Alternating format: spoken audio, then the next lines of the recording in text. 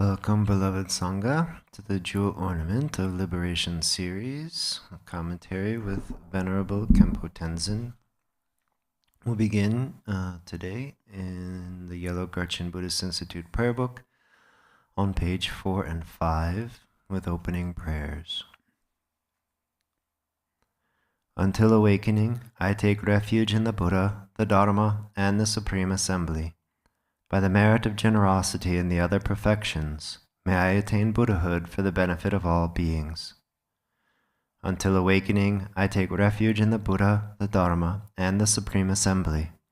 By the merit of generosity and the other perfections, may I attain Buddhahood for the benefit of all beings. Until awakening, I take refuge in the Buddha, the Dharma, and the Supreme Assembly.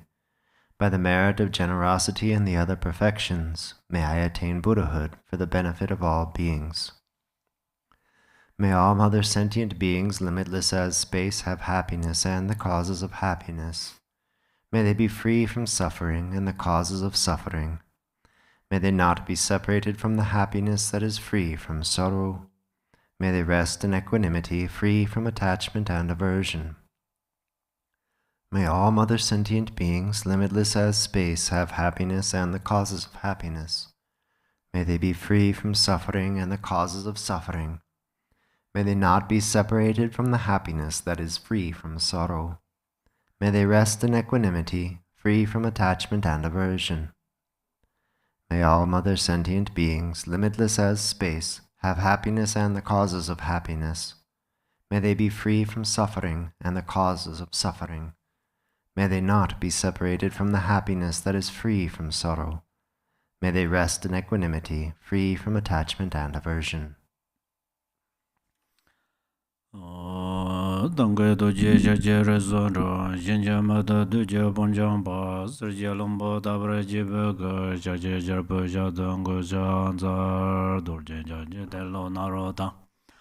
Maba mala juje gambo ba pamo ba jawan do gomba gajo lama namje da jo je dana dana tsara tamje da lama laba la ye jiso zon la zon yon den jam zon ala wan tende don jen de begele zo da zo lo jizon ro ar zinja labdo zo chu lam don ro war zinja labdo zo lan ro a ze war zinja labdo zo Chuvai ji zanja vara zinja labda zo gange tenjen re wan jo ga wa me ba je me ba che ba me ba ta me ba wa me ba ro me ba ta de do me do je me chuba ni je je den ba zu ba san je ma nan je dan ba de la shang za do chen je za wa la ma je je gu zong do je zhen lan da da da ge ju lan be de da ge den ba dang sim je je dong la bo jen zhe ba zinja labda zo.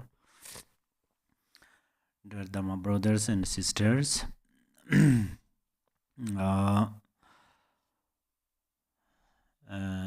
as we recite it, may all mother thinking beings free from suffering and the cause of suffering. So, why do all mother beings have suffering? Because of negative karma. Then who cultivated those negative karmas? Those negative karmas cultivated by ourselves. Selves. So we should be free from suffering. So free from suffering means if we leave these sufferings somewhere and then we run away from this suffering, not like that. Then how to be free from suffering is we are going to purify these sufferings. Actually, we say Buddha, Buddha. Before become Buddha, Bodhisattva, and then Buddha.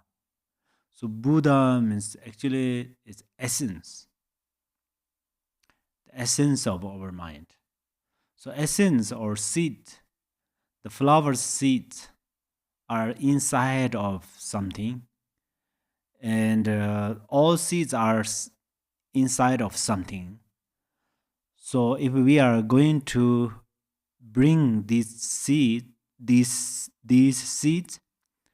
we are going to remove outside of these things. Likewise, free from suffering, first we are going to purify our obscurations and the cause of suffering.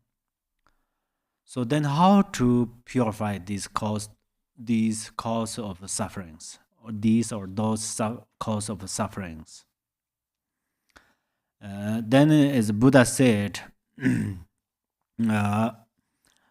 four powers. These four powers are Buddha taught to great Bodhisattva material. At that time, material is great, or was a great Bodhisattva. So Buddha taught to great Bodhisattva material. He said, material, if Bodhisattva, Mahasattva, see? So Bodhisattva means there are ordinary beings.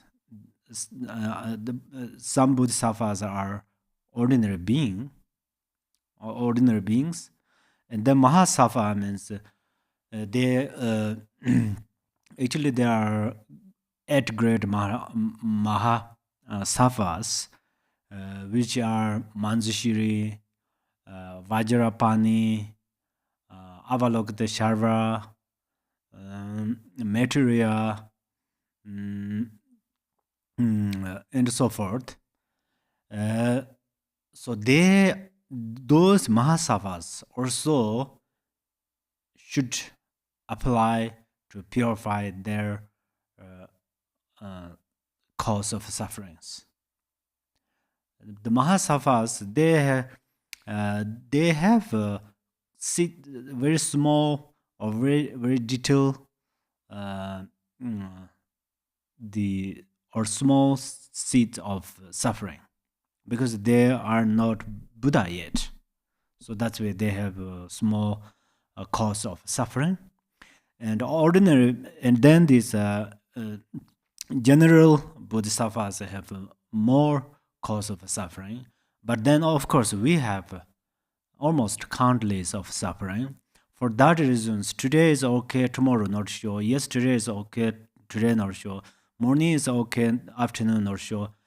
With one person is okay, not sure with the other person. The head is very healthy, but the stomach is not okay.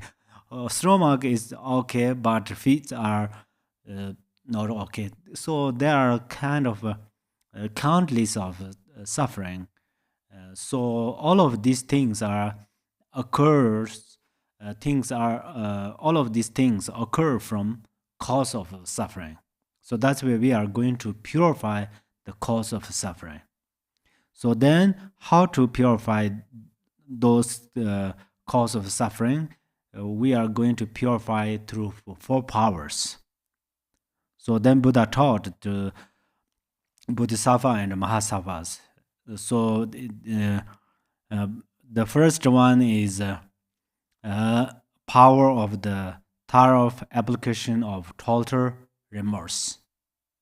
So this means regret. So we are going to regret internally, but not how to say. We should regret about our non-virtuous activities. We acted. We had act some non-virtuous action. So for that reason, in this life we have many problems. Sometimes we are okay, but our family or our friends or relatives, or then loved ones, they have also suffering or problems. At that time, we hear that, we know those things, then we are unhappy. Yeah. So now we are going to purify through regret. Then how to? It has also three ways: by considering the pointless of those wrongs. There are three ways. Sorry, the three ways. The number one is considering the pointless of pointless pointlessness of those wrongs. Number one. Number two, considering fear, and number three, by considering the urgent need for purification. Uh, so some we already taught, and then today we, let's say, the remorse by considering fear. Yeah, this part. The letter to our students, letter to a student, who the Nagarjuna, he wrote this letter uh, to a student. So it says, having locked time's noose around our necks, yamas, ferocious henchmen proud us with sticks and drag us along. A person who thinks, I won't be afraid of Yama's henchmen, should reflect as follows. Even those taken to a place where their limbs are to be hacked off, become terror stricken and dry mouthed, their eyes bulging and bloodshot and the like. What need to mention my unspeakable horror when gripped by the fear that comes at the time of death, and I am seized by the terrifying emissaries of the Lord of Death, vivid as if in flesh and blood. Actually, it looks like a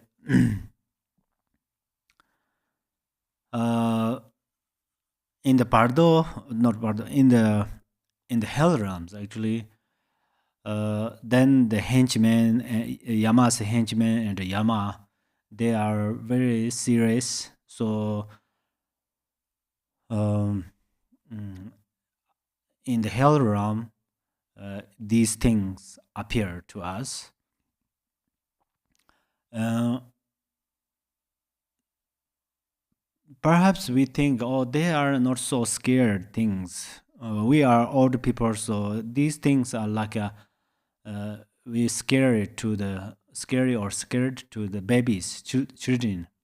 So we were not afraid of Yama's henchmen, and Yama, when we will appear those things. Perhaps we think like that, but death is like actually the experience of hell is like a dream. In the dream, we got some dreams and we afraid. So at that time, we don't understand that is real. Sorry, that is illusion, or we don't understand that is just dream, but we are afraid. And we get good dream, we are happy. If we get some bad dreams, we are unhappy. Everything happened in the dream. Similarly, in the hell realms, those things real appear. At that time, we real afraid, and also we experience lots of suffering. So that's we think, but it's depend different practitioners. Some they heard about the Yama's henchmen and the Yama. They have no feeling, not afraid. If one do not afraid about these things, but Yama means actually impermanent. Yama means impermanent, means our life is impermanence. So how much we have good health and powers and other qualities, but one day our body and mind separate. When our mind and body separate, our mind is like a guest,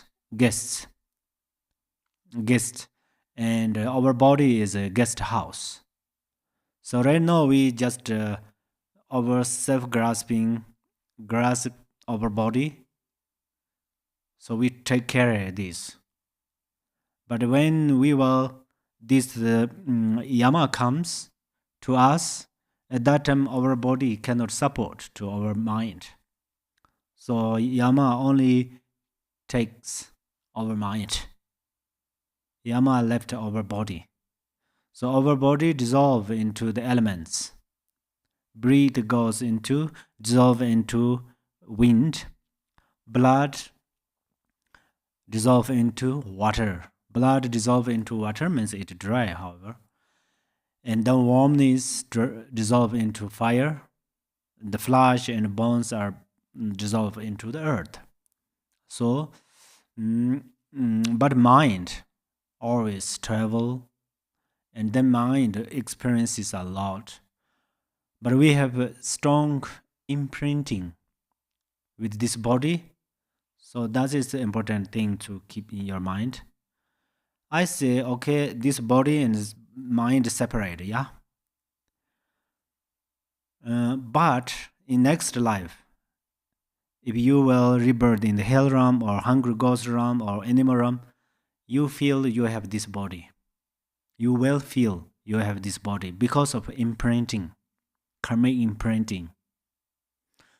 For example, last night you sleep in your very soft bed, and but you dreamed you were some another place, and you met very serious ghosts, and they harms to you, and you feel pain or suffering. So last night you were in your bed, but your mind traveled to different channels. That's where you feel you are went to different places, and then there's some harmful. You get some harmful actions from someone, and you were pain and so forth. You experienced the pain for feeling. It's very same. So that's where now we are going to talk. Actually, we said next life. At that time, we all same. What we are imagining is we. What are we imagining? We imagine next life is so far, but then we say tonight. Tonight is okay, but sometimes we look. Oh, right now only 12 or something. So still there are 7 hours, 8 hours to go to bed, yeah, bedroom. So we thought we have time, but in the reality, next life and this evening, which early, sometimes not sure. So, for example, you travel to the airplane. Sometimes you one country to another country, but you think, oh, tomorrow I will reach another that country where you have to go, but sometimes one's next life come early than another country. I mean, you will some reach next life's stage before they reach another country. Like so, we're not sure, but next life is not so bad things. That also we have to know. Only this life is perfect. Next life is not okay, not perfect. If we think like that, this is also a misunderstanding. Next life is good or bad, it is in your hand. Okay, next life, if you are going to make good, then now you are going to confess, purify non-virtues. So till now, if you made some mistakes, should be regret. Regret and then confess and then promise, which means you can purify all negative things. Like Milarepa behind of me, there Thanka, there's Milarepa. He was a very sinful person. He was Buddha. So in grammatically it seems it's wrong. Yeah, he was sinful person. He was Buddha. But this is in reality true, because he cultivated lots of non-virtues. And then he cultivated lots of virtues. And then he became enlightened. When he cultivated lots of non-virtues, he was suffering a lot. When he was cultivated lots of dharma and virtues, he was happy. So then some may think, oh, Milarepa only meditated Mahamudra, not practice about the 4 powers. Milarepa, he's sing the 100,000 songs, it says very clearly. So you read them. He said, I'm afraid of death, which means I'm afraid of Yama's henchmen and Yama. So I was run away into the mountain. This Milarepa, he said in his song. And then he said, but only his body went to the mountains. Mind just being lazy or just come back in the public city. Not like that. He said, Namche chami gongwamna. I not sure. I meditate that I'm not sure when I will die. Especially malaria, but he has no food and clothes and just friends. That's where he has more obstacles. Yeah. So he said, I meditated frequently about not sure when I will die, which means he meditated on impermanence.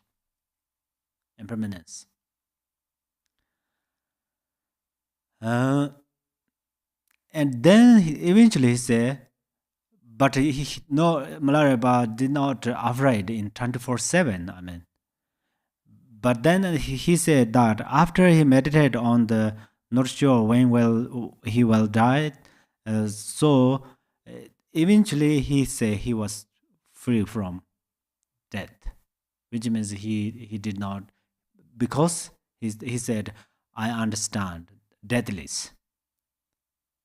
Yeah. So if you will recognize deathless, then you will not afraid of death. For example, if you have no sleeping, if you never ever going to sleeping, I think you don't worry about the dreams.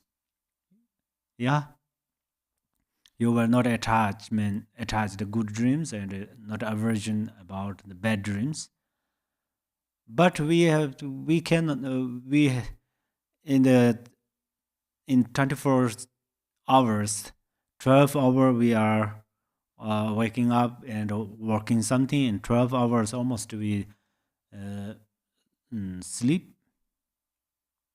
So likewise, when we don't know the natural state of our mind, then we have death, sick, and those things. That's where we have to more practice. But these practices are very good. Suddenly we cannot jump on the uh, stage of deathless. Is Buddhas first they become Bodhisattva and then great Bodhisattva and then Buddha, yeah. So, and when I say that, someone may think, oh, we cannot practice Dharma because it take a long time. First, we should become Bodhisattva and then Mahasattva and then Buddha. So, whether we practice Dharma or not, we cannot attain Buddhahood. It take a long time. Maybe you feel that when you hear about these things, but this is also a misunderstanding. If you practice well, you can meditate in one period on the one question. So if you practice Dharma well, however, we are going to regret about these non-virtues and visualize more these yamas. It helps a lot to keep diligence to practice Dharma.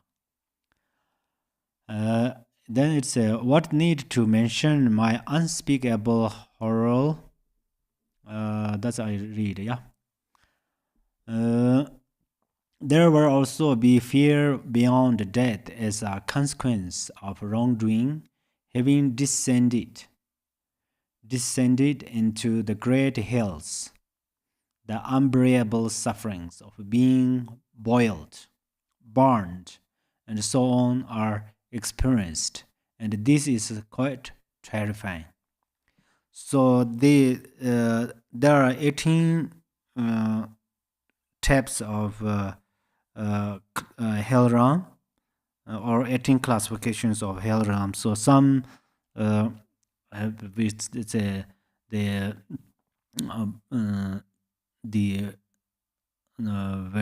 it burned. So burned because actually these are the result of angry emotion. Then seeing hells depicted, hearing about them, thinking about them, reading about them, and seeing models. If these make people shudder with fear, what need is there to speak of? Those who actually experience the unbearable fruition of their acts in the hells. Yeah, exactly. We hear about this suffering of hell realm if we are afraid of them. If we are not afraid of them, we don't like them, which means we don't want to experience.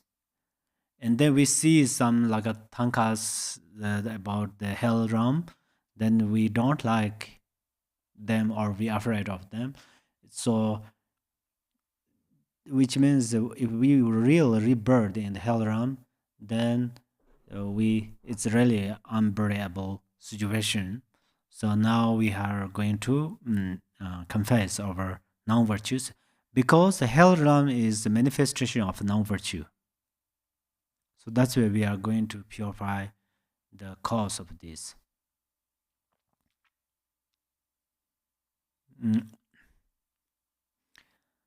For example, there is a poisonous plant. If we cut only the branches of these poisonous plants, every year it will grow because its root is under the ground. Underground or into the ground? Underground, yeah. But if we cut the root of these poisonous plants, then it will not grow. Likewise, we are going to purify the cause of suffering. If we purify the cause of suffering, then there are no hell realms. There is no hell realm. The two people have no hell realm. One is Buddha. Buddha has no hell realm. In Buddha's mind, everything are pure light. Because he don't have the cause of hell realm.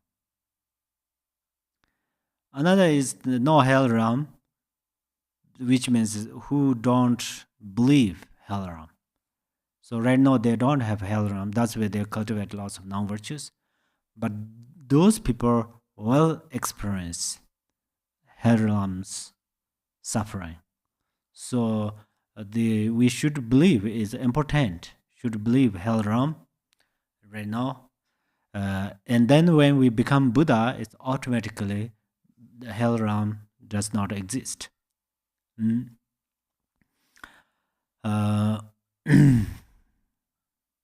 This is like one. There are three people.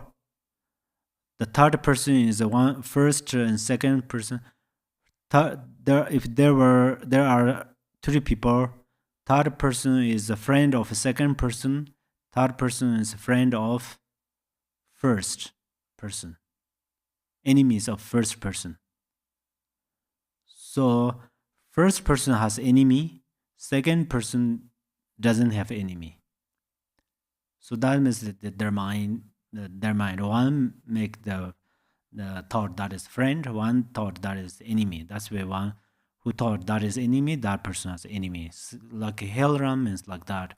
So Buddha, he purified everything. That's why Buddha has no hell realm. But then you of course you have question because Buddha mentioned about that Yama's henchmen and so forth. Buddha did not say I went there, I have afraid of Yama. It does not mean Buddha. Buddha said you have like that because you have dualistic thinking. Where does this dualistic thinking occur? It occurs from your afflictive emotions, and then you cultivate lots of non-virtues. That's why one have a hell realm. Thus, wrongdoing will come to the regretted by understand the terrible fears that result from it. Perhaps you know these Zopa Chenpo practitioners. They how do they practice about this part? They went to the forest and then they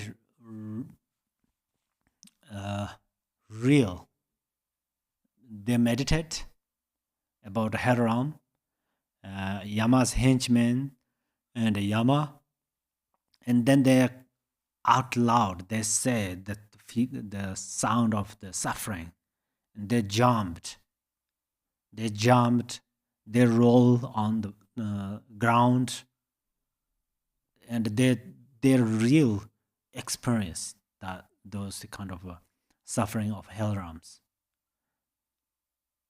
So it looks like a drama, but it's the real they themselves experience. So it helps them helps them that this kind of real they become very good practitioners. I mean, because of they real do that. Right now, I just say, and you hear, it has some benefit, of course, but that's all. Maybe some has a little more feeling, some has less feeling. Some maybe listen right ear and just like go through left ear, or some may not only hear this area. I understand some these. There are like a 5 fingers, like a 5 people, like a 5 fingers. So at least you meditate about this, then you will become great practitioner. So if you become great practitioner, you have a great benefit. So the main reason is that. Third is remorse by realizing the urgent need for purification. Yeah, urgent. So these actually, we think, okay, sometimes the spiritual masters, we hear about the suffering of hell realms and the lower hell realm and the lower realms, and then we thought, oh, we slightly believe that or them, and then we thought, oh, I'm going to practice, but I'm going to practice next year or next month or a few days later or a few weeks later. So we thought like that. But here it says we are going to realize the urgent need for purification. So why it mentioned? If you think that it will probably be all right to rectify wrongdoings at some later time, realize that it will not be all right at all, and that altern, altern, altern, atonement is needed urgently. Why? Because there is a distinct possibility that death will come before wrongs have been purified.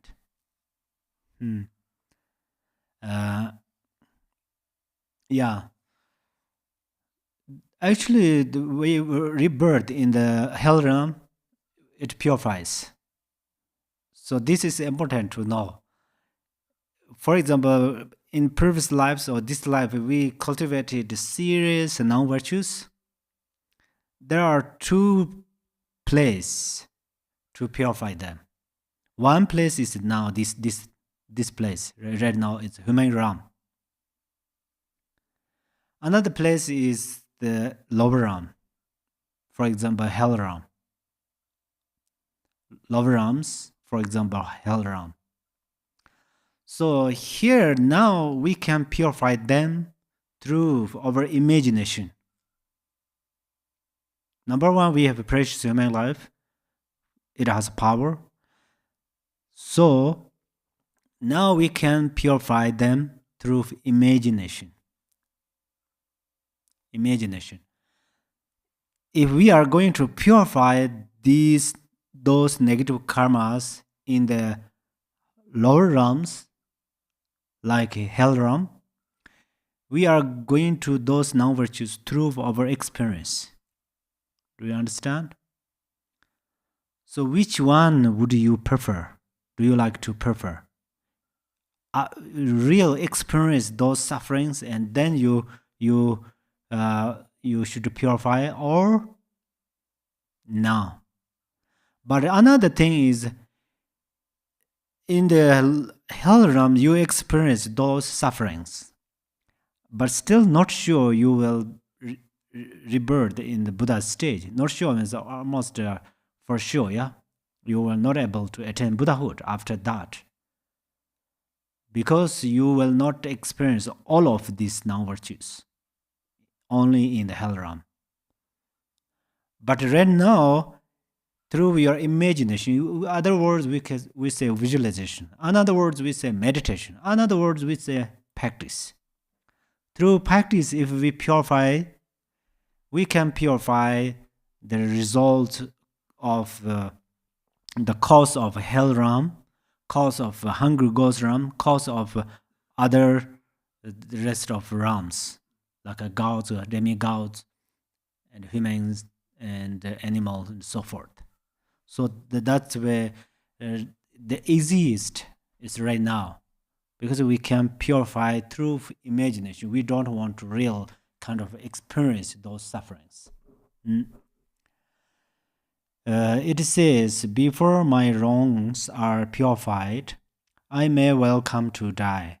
Pray save my sweetly, so that I am definitely released from my wrongdoings. That's where, if you think I'm going to purify another day, another week, or another week, so your next life or another week, which one first come to you, nobody's sure. So that's why you are going to practice urgently, or purify urgently. So the reason is that if you think that somehow you will not die before misdeeds have been purified, then consider this: the Lord of Death will not bother in the least about how many misdeeds have or have not been purified. He will steal life away whenever the opportunity presents itself. The time of death is uncertain, thus it says. That it says most of the Buddha's Suttara. It is wrong to feel so confident. My death will not wait for me to finish the things I have to do. As far as these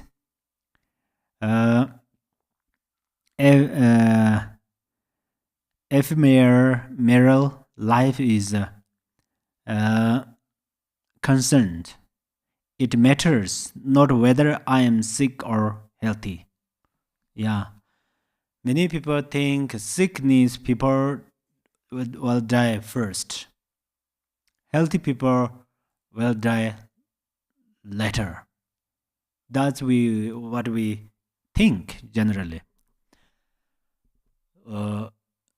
But sometimes sickness people get long life because they take care of their food, they take care of their other unhealthy activities, and they take medicines and so forth. They more practice, especially they practice. So sometimes these people who get seriously sick or some have problems, then they become really great practitioners. And some has good health, and they thought, oh, I can eat any food, I can do everything.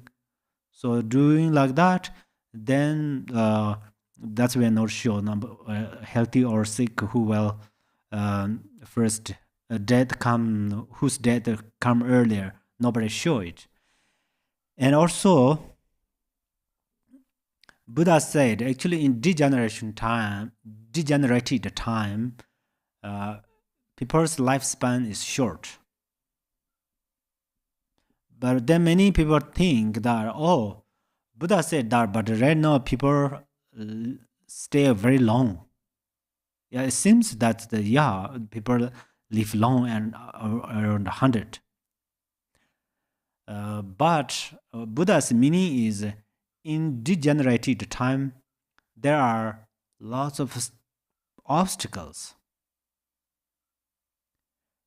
For instance, different weapons, different poisons, different cars, and so forth.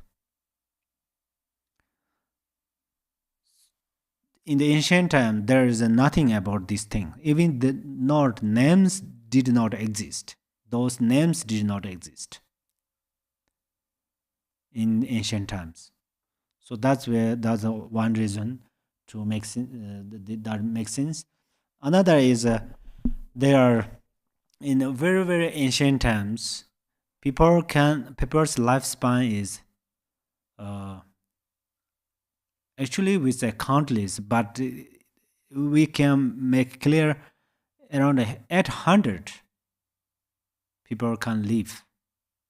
People can people's lifespan is over 800. So right now we say 100, someone 109, 130. Oldest is around 119. Last year Last year, the oldest person is 119, but she got COVID. So that's why I'm not sure right now she is living or not. So, but long life is important, but have lots of obstacles. We have to think more about this. Our life has lots of obstacles. That's the way we are going to purify. Purify. There's another beneficial or benefiting. Purify. Okay, through the four powers, one purifies one's negative karmas or cause of sufferings. But it does not mean only you purify something. It means you become Buddha, okay? You purify grossly afflictive emotions, you will become Bodhisattva. So you accomplish two great things through one action. You accomplish two great siddhis. One is you purify your negative karma. Another way you become great Bodhisattva or Bodhisattva. And then you purify gross of afflictive emotion, and then some subtle afflictive emotions. If you purify it, you become Mahasattva and great Bodhisattva, same, yeah? And then you entirely purifies these subtle and gross afflictive emotions, you become Buddha. Buddha means eventually, Buddha means person who purifies obscurations. This concluded great masters in this Dharma masters in ancient and right now. If one did not purify afflictive emotions, Buddha and afflictive emotions never exist together. Buddha and the sufferings are never stay together. They are totally opposite, like a sun and darkness, sunlight and darkness. So Buddha totally purifies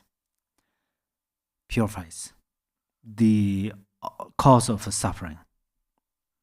So right now we say we have Buddha nature. If you don't understand Buddha nature,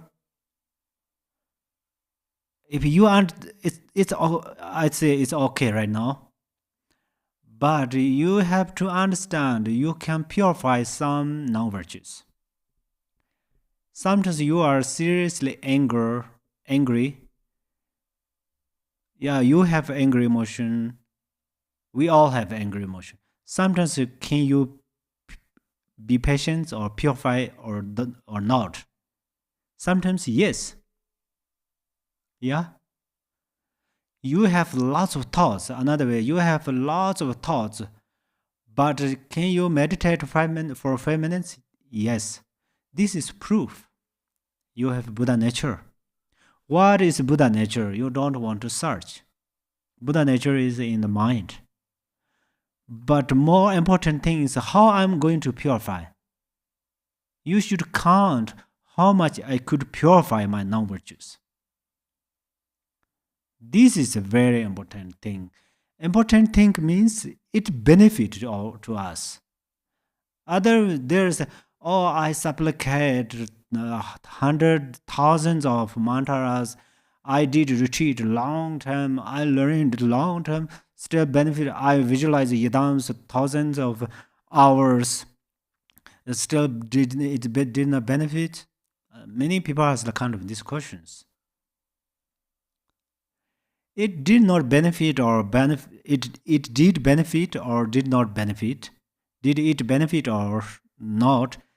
It's how much you can purify. How much you can purify obstacles, obscurations. Then you have nothing to more say. Only one thing you say, Oh, in the Vajrayana we don't want to purify. Then what is that? This question is great if you ask in your mind right now, for example. In the Vajrayana practice, there are special methods, which means it's these in the Vajrayana also have to purify non-virtues, but it's purified through different methods. We don't call it purify sometimes, but however, Suttarayana, Vajrayana, both way we are going to purify non-virtues. Who said that? Buddha said that. Who said that? According to this lineage, Lord Jigten Sungwan, so this our gurus said that. So purify. Even Vajrasattva, when he was a Bodhisattva, he engaged. When he was a kind of ordinary being, he was engaged some non-virtues. So he purified them. So he became Vajrasattva. So of course we are going to purify.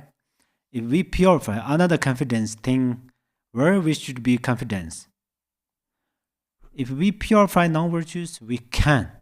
We need this confidence. I will not die tomorrow. I will not die next year. If we confidence that, I think then we can purify the non-virtues. So don't be delay or how to say. We should purify our non-virtues as much as possible. Since those who do not realize the uncertainty of their lifespan are quite likely to die without having cleared up their misdeeds, all wrongs should be purified as quickly as possible. The risk is very real, so give rise to great remorse. When sincere remorse has been stimulated by the three contemplations described above, misdeeds should be admitted and purification requested in front of either the general or special source of refuge.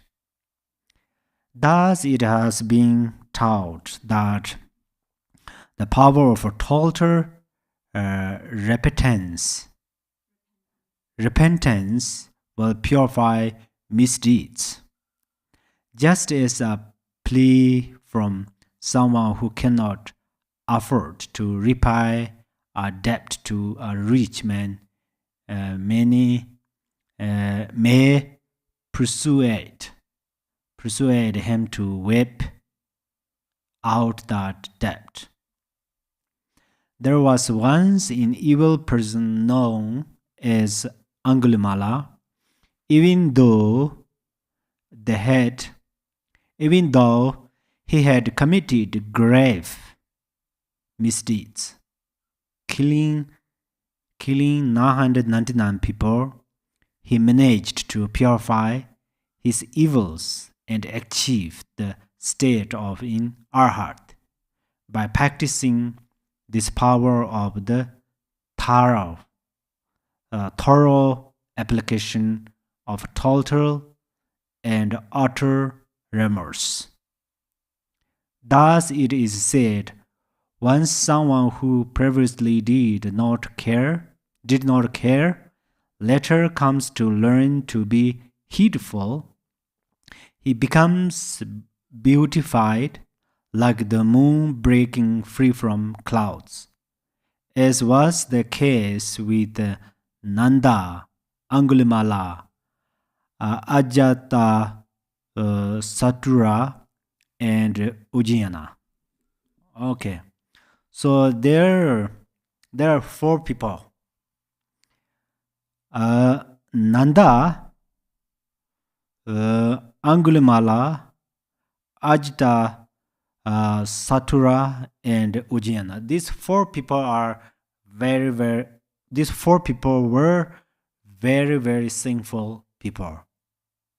But these 4 people became Arhat and a great Bodhisattva. Arhat means actually who conquered Mara of afflictive emotions. We call them Arhat.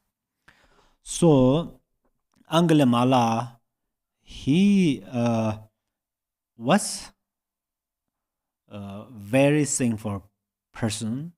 He killed 999 people. Last person is his mother. He almost ready to kill his mother.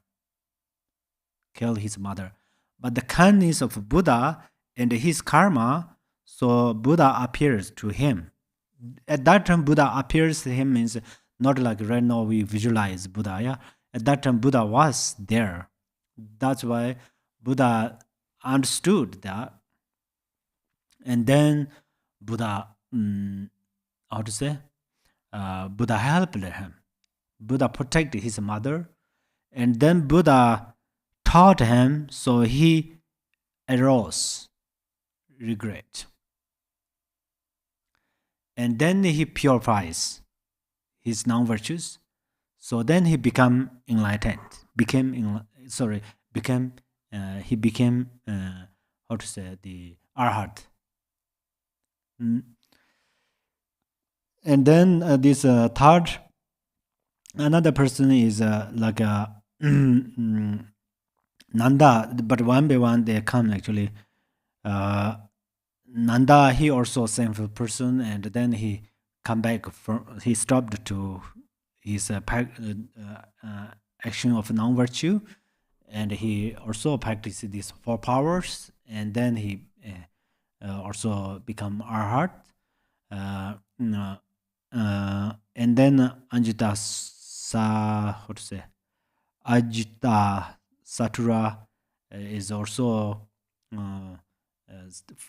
was also same for person, but he practiced these 4 powers, and then they all become the Arhat and Bodhisattvas. So, but these things were happened in India 2600 years ago, and then around the 12th or 13th century in Tibet, like Milarepa, he did like he was sinful person, but he practiced greatly. There were lots, but in the well-known is Milarepa. Everybody know about Milarepa song. So whether we have lots of non-virtues or small non-virtues, so it doesn't matter. We are going to purify them. If we purify them, we can. Then second, okay, the antidote. Utilize antidote. How to purify the power of antidote? Yeah. Second of the 4 powers is the power of thoroughly applying the remedy. Virtues actions are the remedy for misdeeds. They will consume impurities.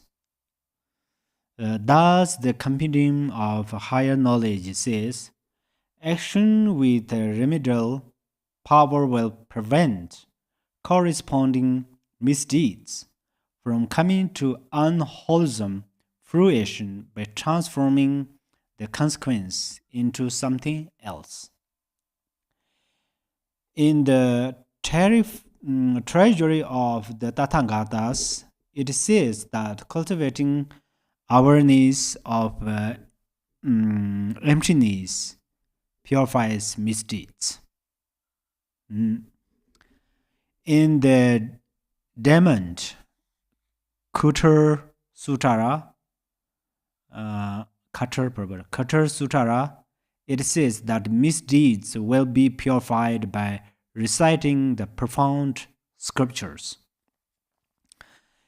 Actually, in the ancient time, when Buddha was India, at that time, Buddha's Sangha has more tradition is they recited sutaras. They recite sutara like a heart sutaras.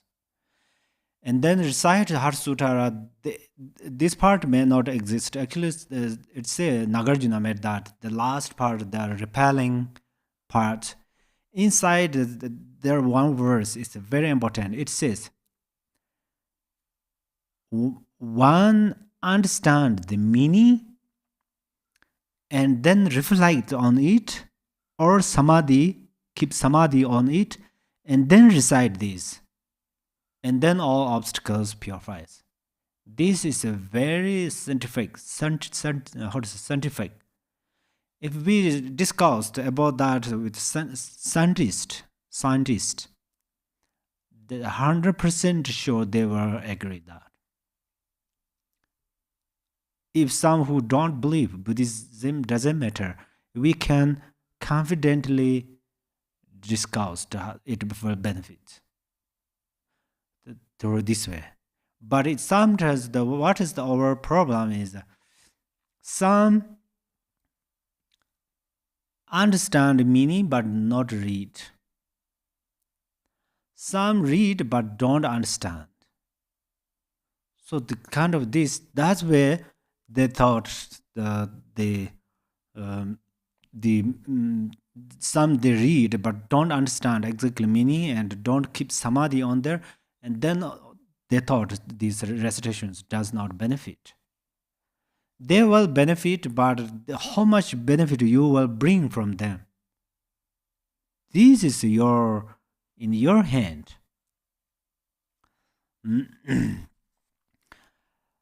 In the king of establishing the three commitments Tantara, and in questions of Subahu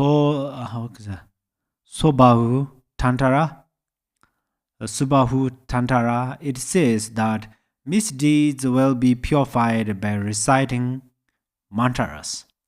So mantras are actually we call dharani. So there are three kinds of mantras. So the dharanis Buddha blessed. Actually, Buddha, he attained omniscience. He attained Buddhahood, and he has boundless compassion. That's why he doesn't have any sufferings, but he see us.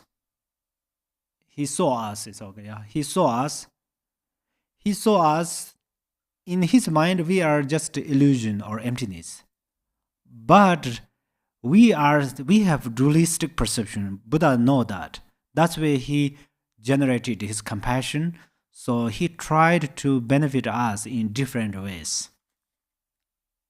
Like a doctor, the doctors made different medicines for different patients. Yeah, patients.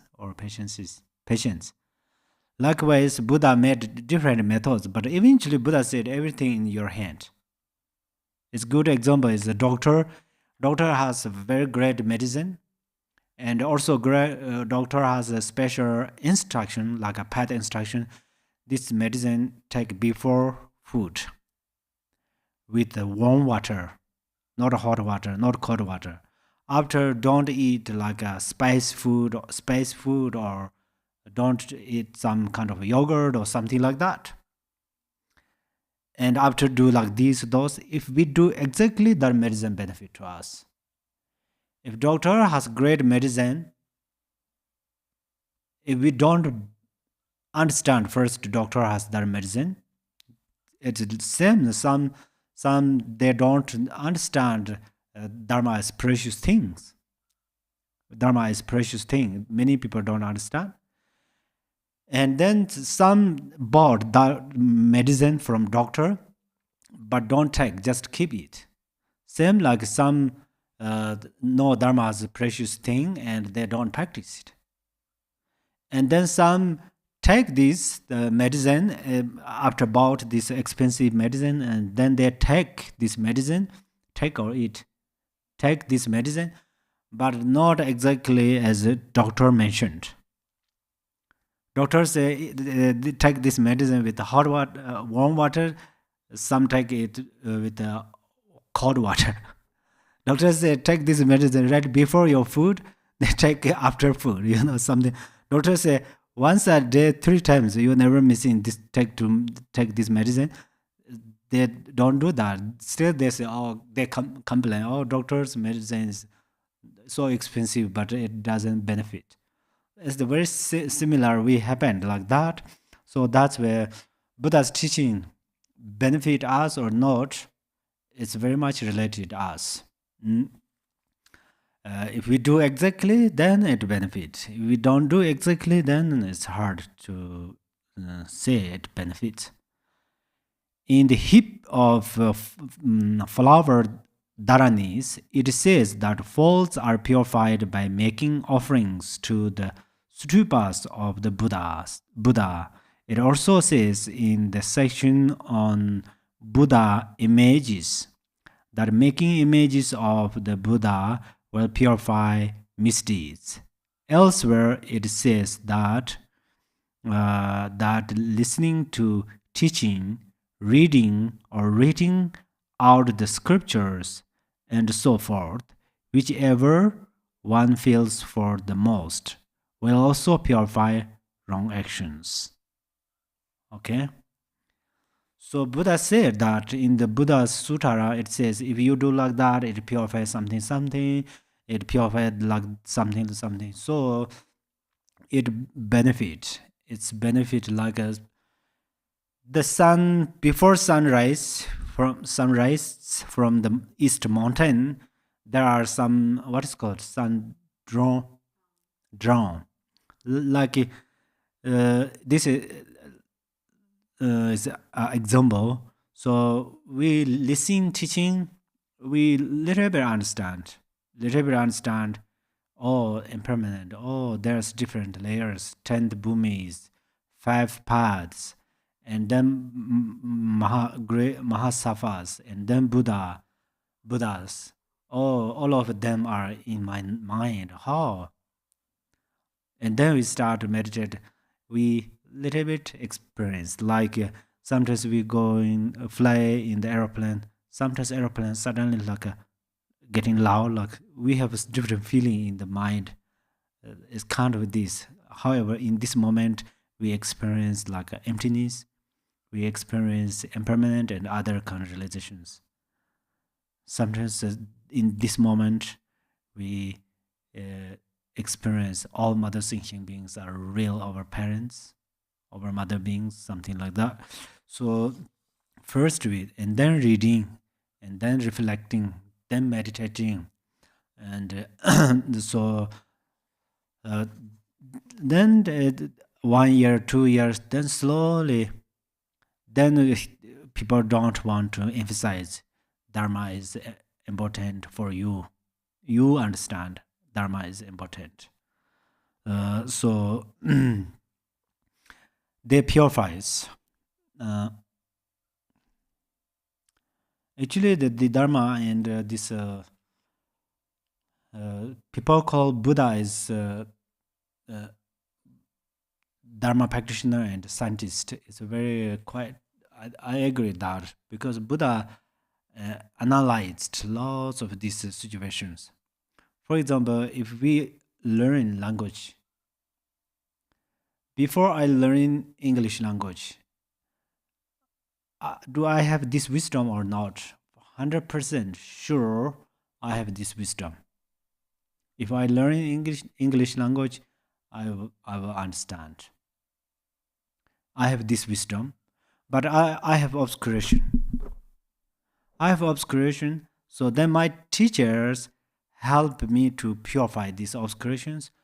I have a thick obscuration, thin obscuration, very subtle obscuration, 3 kind of obscurations. So teachers helped me to purify these obscurations. Then my English is getting better and better, little better and better. So that means I purify these obscurations. And then same like Dharma. First you listen, you later understand, and then practice. Then you understand more and more, and then they start to come into your mind. Yeah, come into your mind. So that was it purifies your obscurations. It's the same. There are no difference. That's why we say we are going to apply 4 powers and purify obscurations. The base of Vinaya says, whosoever has committed evil action, but then how to say, annihilates it through virtue, shines in this world like the sun or moon emerging from clouds. This is a good example too, because clouds and sun, which one is more natural in the space? I mean, the sun and clouds inherently mixed. Then the sun's ray cannot come to us.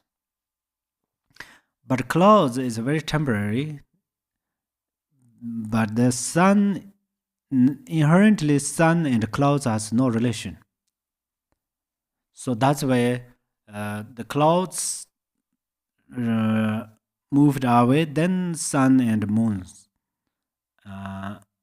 emerge. Sun and moon are emerging. So same like Buddha nature and our obscurations. Okay. You may wonder if engaging in virtue is the antidote for evil, then do you have to do quantity of good that is equivalent to the amount of bad previously done? Not so, the great passing into Nirvana Sutara tells us, even a single virtuous act overcome many evils. Wow, this is we have to think more. How single virtues purifies the eons of non-virtue. I think we should understand this through example. Perhaps it give examples. The one cave which the door is north side. So sunlight doesn't come in there, yeah. Sunlight doesn't come in there. So in that cave has darkness. This darkness exists there eons. Since began this cave, then this darkness at the same time there. But today we go there and we enter inside. At the same time we turn on our light. All this darkness disappear. Likewise, if we realized emptiness, and this emptiness is combined with bodhicitta, then we can purify it. Long times obscuration. Perhaps it gives another examples too. Let me see. Just as a small vajra and destroy a mountain, a little fire can burn down a forest, or a minute amount of poison can kill beings. Likewise, a small beneficial action can overcome a great wrong. It is most efficacious. Efficacious. The Sutra of Golden Light explains, someone may have committed unbearable evils for 1,000 ages, yet performing just one perfect purification will cleanse all their wrongs.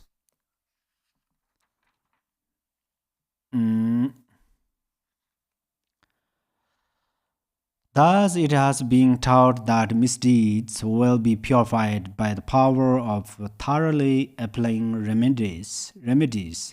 It is like someone who has fallen into a portrait swamp, and once out of the swamp, bathes and is, how to say, anointed with perfumed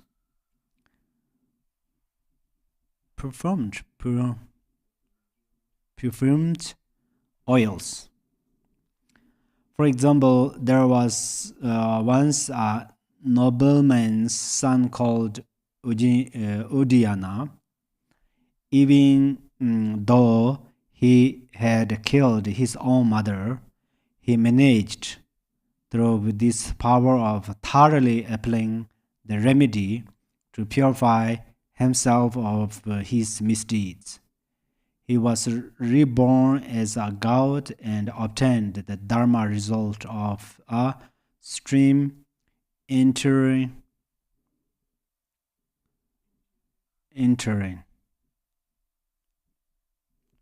Okay, this story.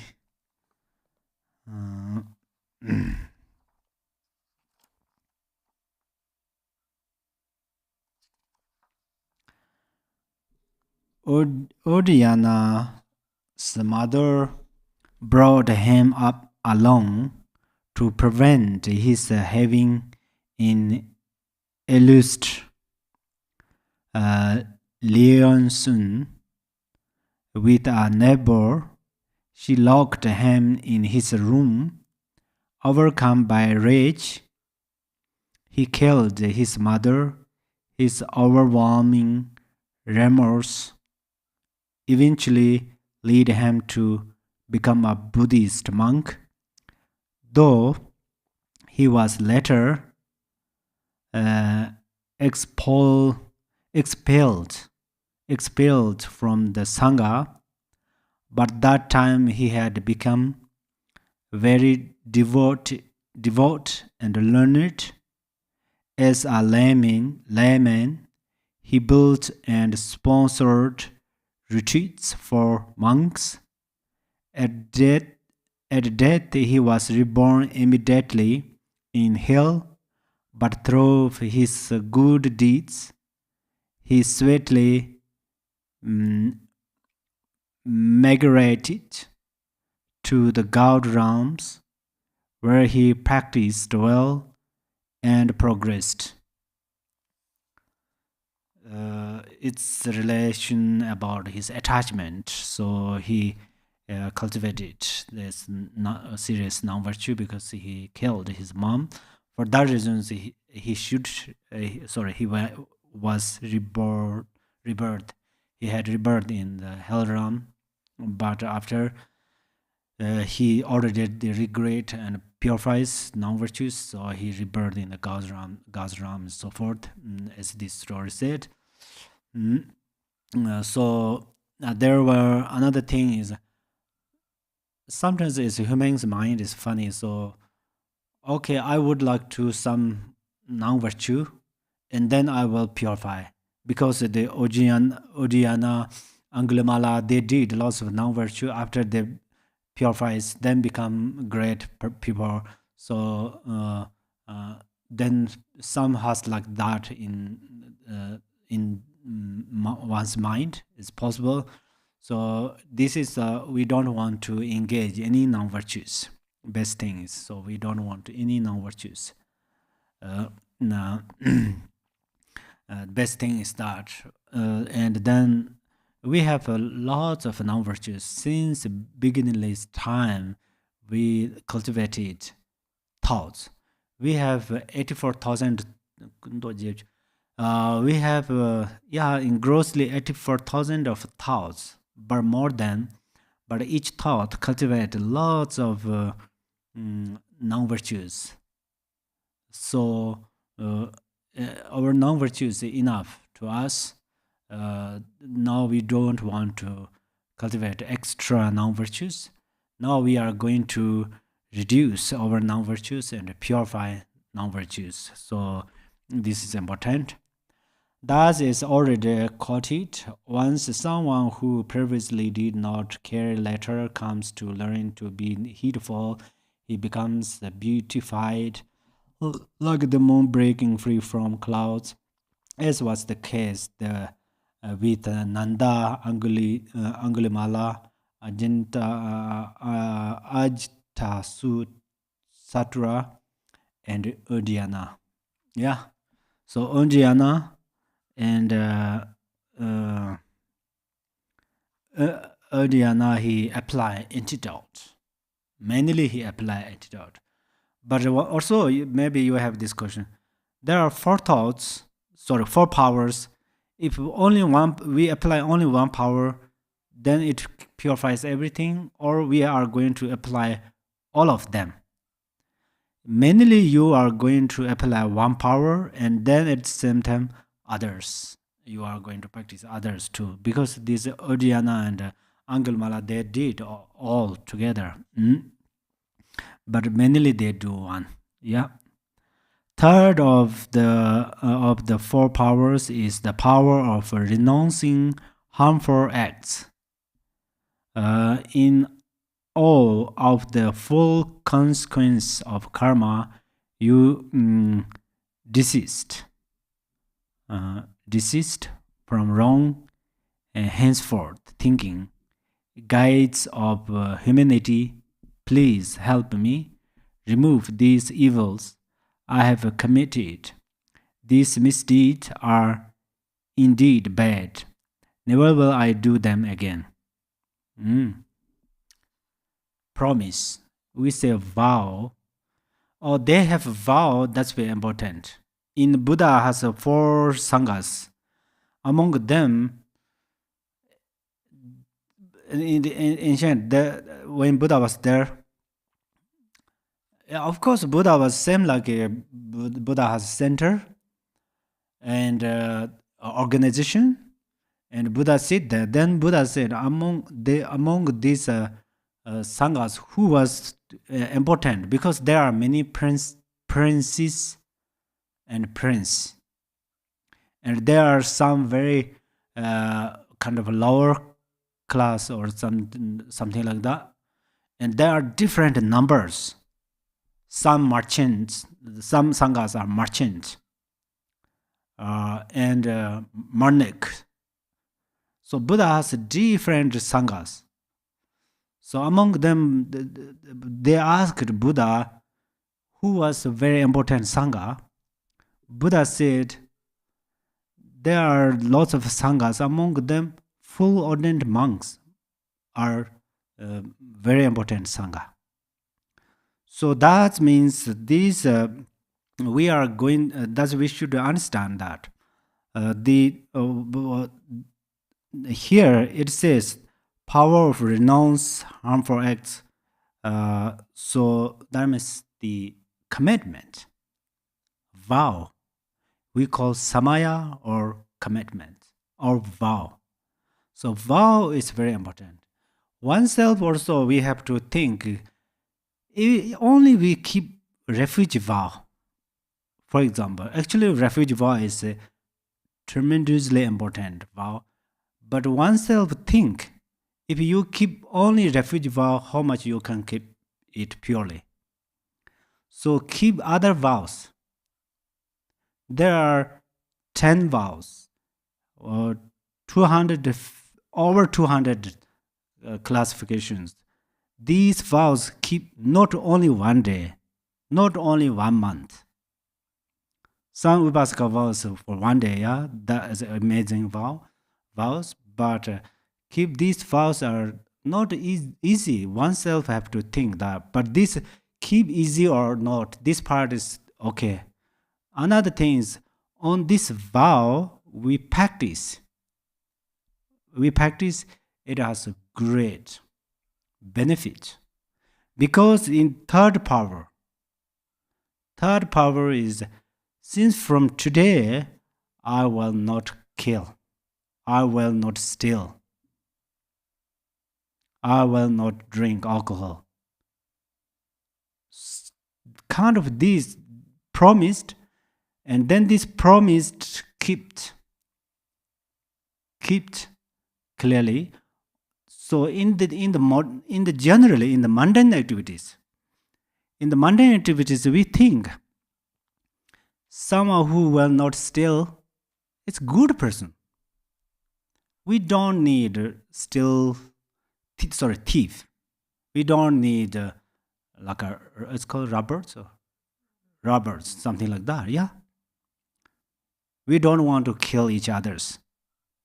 So I have to think about this situation. And then the Buddha mentioned the main reason is that on this vow, for example, we do this the Nyungne practice. We take a vow and then we practice. Why first we take vow? It has great benefit. And then we take a refuge vow first. First we come to become Buddhist. First we take a refuge vow. And after then we start to practice these Buddha's teachings of collections and Vajrayana and Suttarayanas. And then we practice the higher views like Mahamudra and Dzogchen and so forth. So that's where this vow is important. Here, important thing, what I should say that I'm going to let you know is regret is important. Yeah, that's already this Gampopa's Your Ornament mentioned to us. And then after regret, we keep vow is very important. Because the vow keeps keeps us from lots of dangerous things. For instance, vow if you are how to say this like addicted about some alcohol.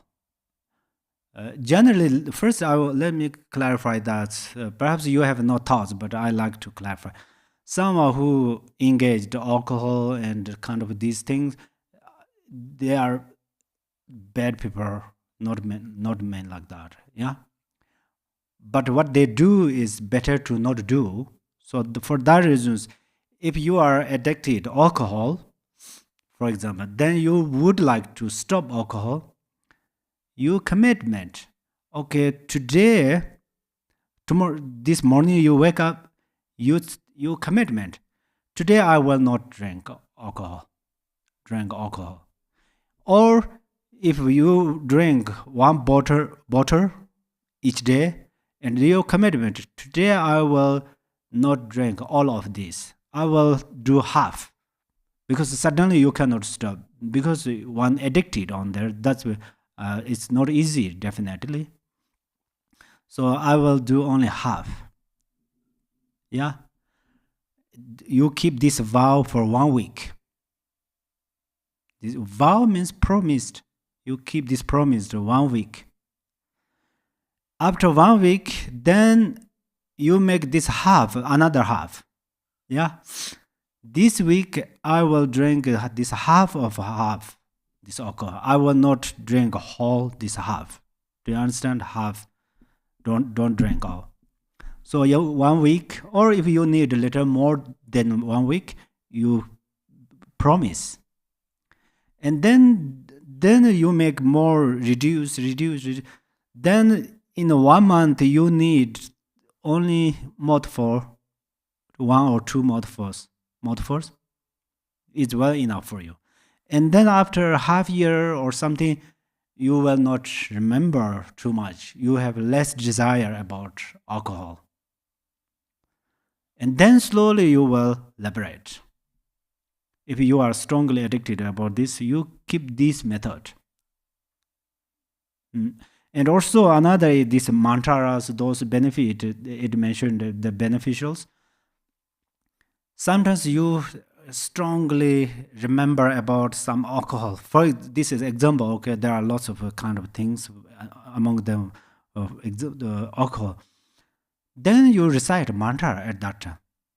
And also you can make promise.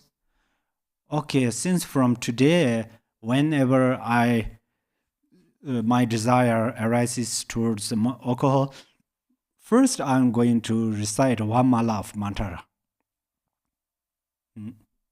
You recite one mala of mantra purely, concentrately, or how to say this, clearly you recite, definitely your desire is impermanent, so it will change. So you can liberate by yourself. So then you can liberate by yourself means your promise or your vow helps you.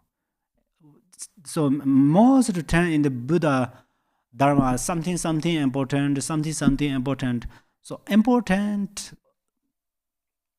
means it benefits greatly for you, for us. So that's where we all try to reduce our afflictive emotions through this way. I think it will help. I think means this. So the vow, however, the vow is important. It means that gates of humanity does that. Then thus it has been taught that that the power of renouncing evil will purify misdeeds, just as diverting a dangerous river removes the threat from a town. For example, once there was a person called Nanda who harbored much desire for women, even though he had committed wrongs. Through practicing this power of renouncing evil, his faults were purified and he attained the state of in arhati.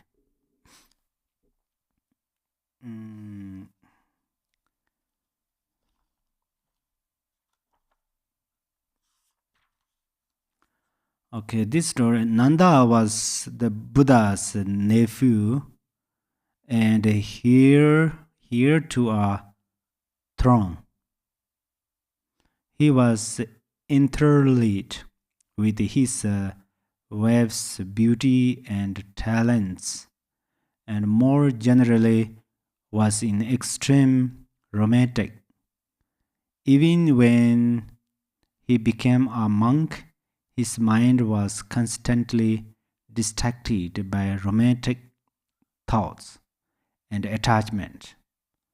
The Buddha took him to both heaven and hell to show the future rebirths he would gain if he continued to think and act through passion of self-centeredness.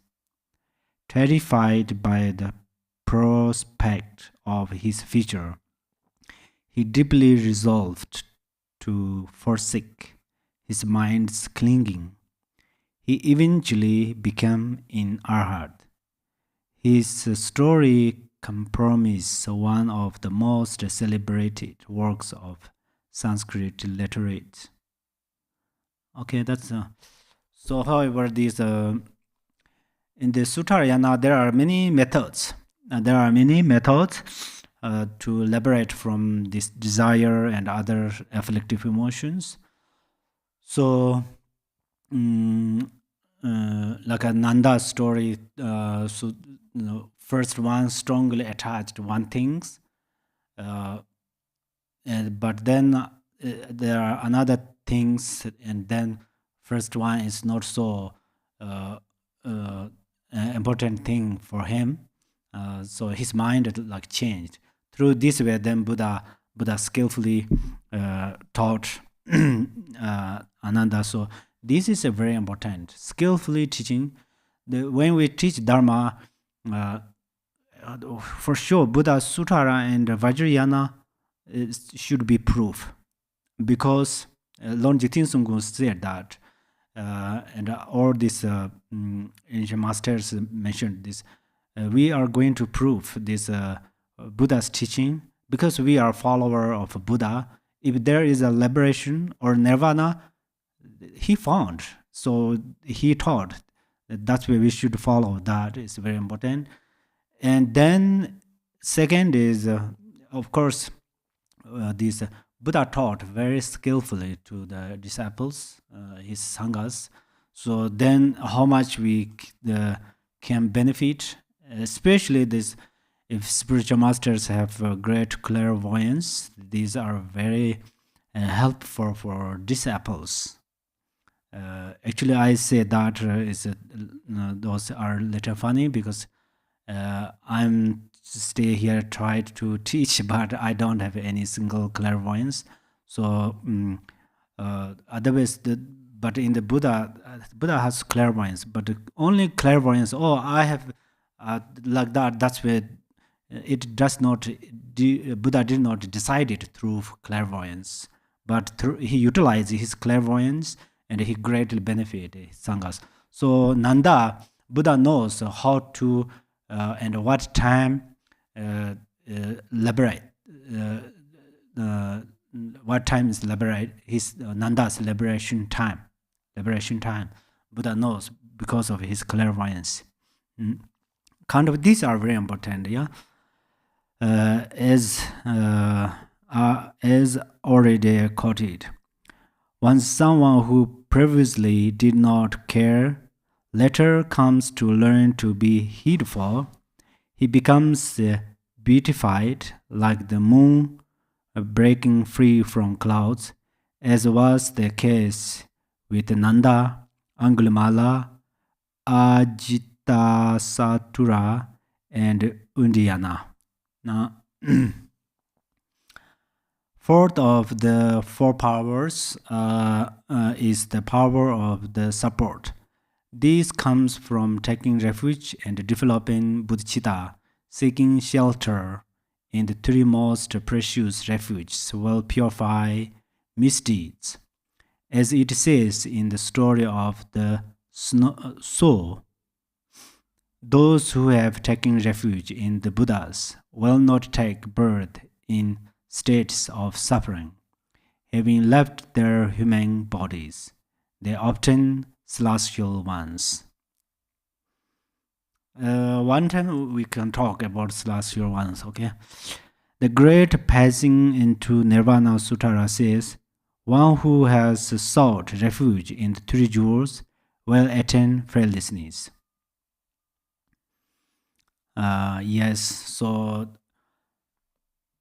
actually the all human brother, all thinking beings are same. Everybody has a mind, everybody has a feeling, no one needs suffering, and everybody needs happiness. So all beings are equal. And then especially means according to our Dharma practitioners who take refuge vows, these are really important because they received the refuge vow, and then even they recite a single mantra. It greatly benefit others.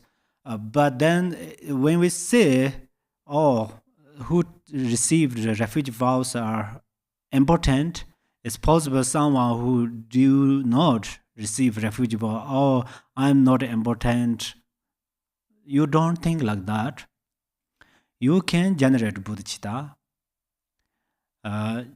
Generate bodhicitta is also part of refuge vow. Refuge vow has three.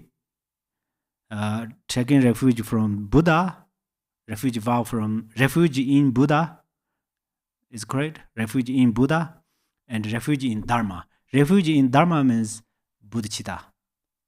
So that's where you arise bodhicitta, and whenever you are ready to receive a refuge vow, you will take a refuge vow. It's really benefit. Basically, you have a Buddha nature, and Dharma practitioners have a Buddha nature. In this case, no different. So we are all same. But then some thought, okay, I will take refuge vow later. Some take early, so but receive refuge vow early is much better. Because you connected the Buddhas and Idams early, so you receive refuge vow is very important. People who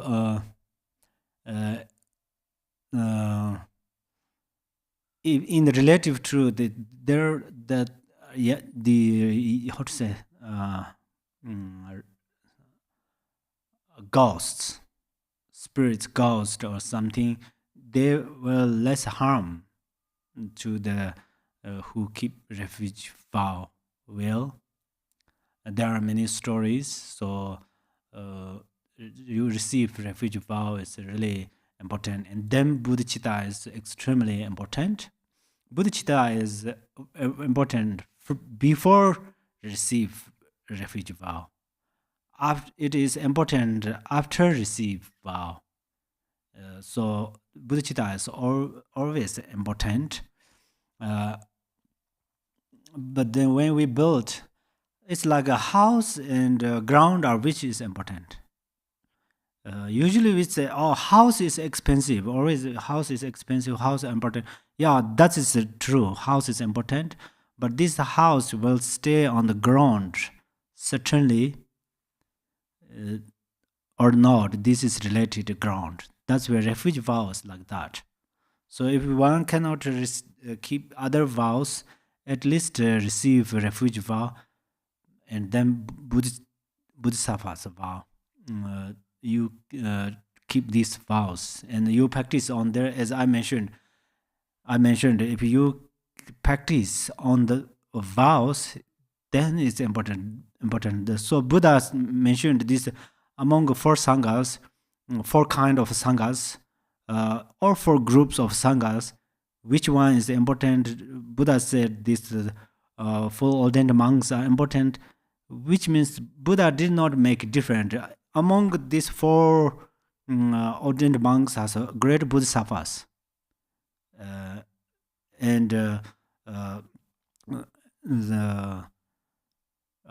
This, how to say, other kind, right now I can't say for this sanghas exactly, but the meaning is Buddha did not say, oh, these 4 ordained monks, among them have some very, very low class sangha too. I mean, they have no homeless, right now kind of homeless people, and still they at that time India has some they have different class. Kings, it's very higher, and Brahmin, and then other 2 lords, I don't remember the names, sorry. So they also actually in Tibet it says Dorpare, Manrik. So they say low class, but after they become full ordained monks, then Buddha said we should respect.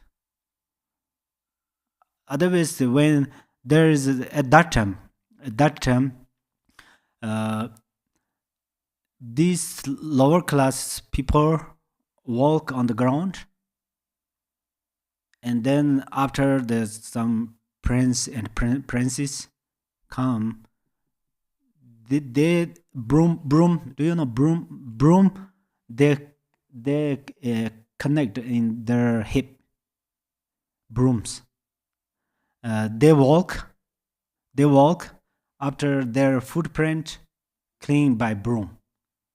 They never allowed to touch princess and prince by hand. They are big kind of different things. So then Buddha came there. Then Buddha Buddha has many sanghas. Among them, then some these lower classes people become monk, and then Buddha say some princes come there. Buddha let them prostration. Let them do prostration. There are lots of. We have to know lots of these things. Then they asked the Buddha, of course, until now we have this culture, so they say, I prostrate to those lower class people, it's impossible. Even we cannot touch. No, I do prostrate to their feet. It's how possible? How is it possible? So then Buddha explained, but they agreed, and so then this occurred, these things. In the Buddha's teachings, sutras have all of these things. There are lots of stories. All at that time there is no movie, electric things. That's where everything's are in the books. So one read that. So then Buddha said that. At least we try to keep refuge vow. It's really beneficial. As I mentioned, important means more. It has a great benefit. That's why I say important. Okay.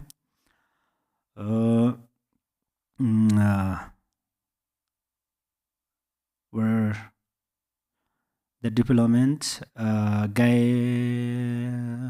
development of bodhicitta will purify mysteries. The marvelous array, Suttara says, it will put in end to all non-virtuous actions, like burying them for good. It will burn up all evil, like the fire at the end of the eon. Guide to the Bodhisattva way of life also tells us the support of someone strong and fearless can free us from fear. Likewise, if supported in this way, we will be quickly liberated, even though we may have committed unbearable wrongs.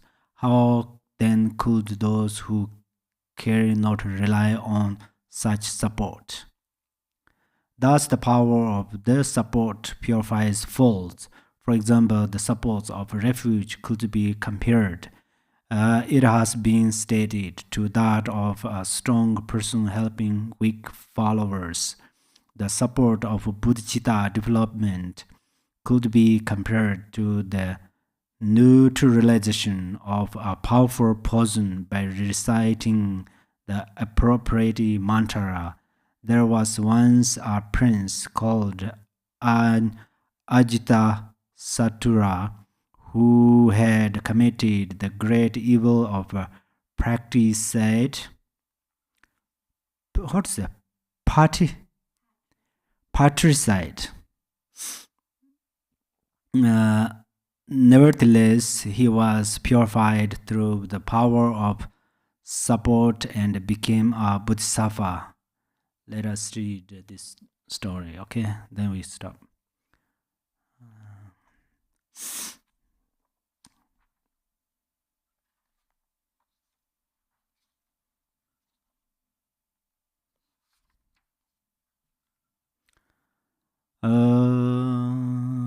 And Ajata Satura was monarch of a kingdom in central India. His father, Bimbisara, was a patron of the Buddha and also a highly advanced Buddhist who had attained the state of extreme interior. Anjita Satura was drawn into several harmful actions by Devadatta. Everybody knows the story of Devadatta, the Buddha's jealousy cousin. One of them was in assassination attempt on the Buddha. Another was the killing of Bambisara, having committed 2 of the 5 evils of no reprieve.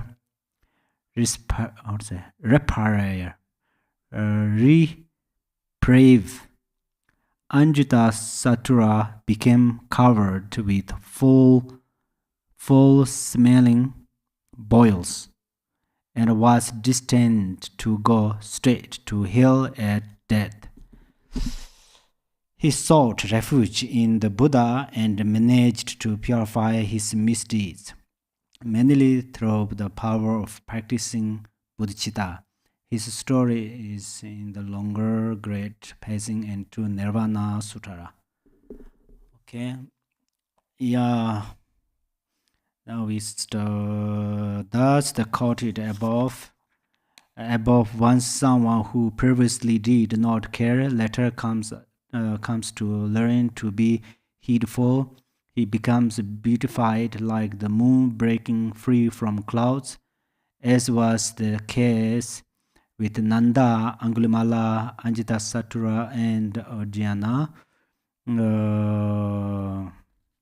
Let me finish this. But since each of the above four powers is capable of purifying misdeeds, there is no need even to mention how effective all four combined will be.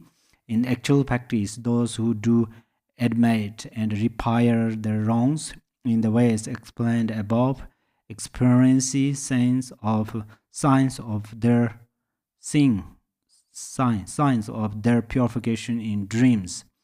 The Dharani of encouragement explains, dreams of the following are signs of breaking free from faults: vomiting bad food, or drinking milk or yogurt or the like, seeing the sun and the moon, flying in the sky, seeing a blazing fire, seeing buffalo, seeing a dark, powerful person, or in assembly of monks or nuns, seeing a milk-producing tree, seeing elephants or mighty bulls, sitting on a mountain, a lion throne, or a mansion, listening to Dharma teachings, and so forth.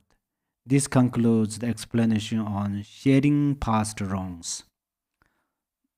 Yeah, when you purify non-virtues, you have one of these dreams. That means you can conquer the non-virtue. You can purify non-virtue. Your dream tells you clearly. So it's also yeah. Okay, then today we will stop there and let us dedicate together.